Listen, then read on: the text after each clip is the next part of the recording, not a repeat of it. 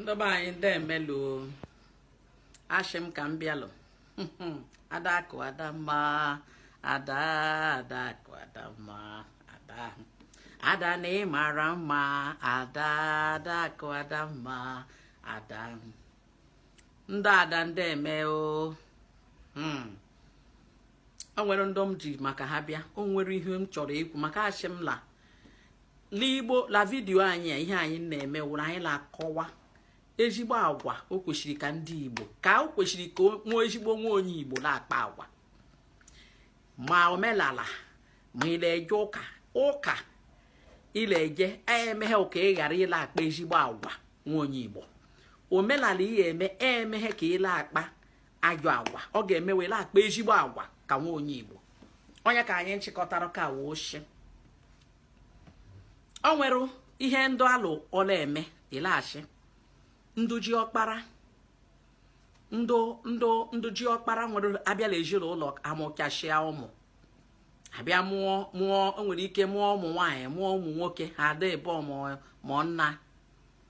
nna ha ewe nwewe ala nwekeke ala ka niile ndụ ụmụ nwaanyị ewe chofute na mbara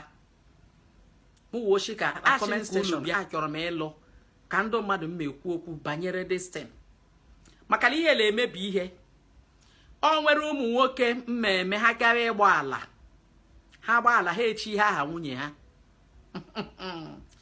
ọbịa ode mista ochie ahị obibe nke ogbuo nwata nwaanyị chiri misisi o echi ha ahị maka ndị ahụ ka nji maka ha bịa mgbe nwata nwoke ncho ndere ọbụla mebile ọnya mechara vuru ụzọ nwụọ ndụ nke nkeji ọkpara ha capitalize ala nya bụ ihe wee jide wee bido imegbu nne ha ala nne ha property nne ha niile alarụ nne ha property nne ha ama ha mgbe a sign akwụkwọ mgbe erebe ha ere property ndụ ji ọkpara arụ ha na-ere property ha agwa ha kwa ụmụnne ha agwahado ụmụnne ha ndụ nke ụlọ nwere nwanne nwoke ma nna ọrụ property osi ya oworuchila ọnya uji ọkpara ihe a na-eme n'ala Igbo ụzọ esi emeteshi arụla ala Igbo kịta shiri nne mụ wee shi ka ngwa nna especially nna nwe family ịpụta igo ala ihechi ihe aha nwunye onwe ihe mmerụ nna echi obi nna aha ghasa onye ghasara obi a ọwụ nna ụmụnna niile ndụ nna niile mma aghasa ejila ụlọ ọha ka ndị ekwu ama m na onwere ndụ nna ndụ ma amụ ihe ha na-edechi ihe niile hand over onwe ihe niile adịghị n'ọda mana ndị nke na-ekwu uwu ndụ nke a mbụla onwe ghara ihe mmeri ọ adụgo happy ka ọlọ la ụmụ ịlafụrụ wuru ihe niile onwere lapụla aka nwunye nwaanyị agbara aka